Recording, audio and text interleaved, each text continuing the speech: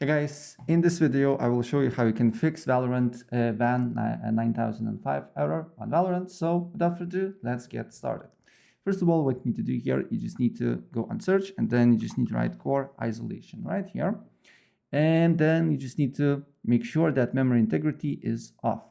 Then what you need to do here, you just need to open up command prompt. Make sure to open up as admin. You just need to right click on it, run as admin. And then you should get this command prompt line. And then you just need to put this code, bcdedit set hypervisorlaunchtype off. I believe this code in the video description below, so you can easily copy and paste it. Then you just need to press enter, and the operation completely successfully should be shown here.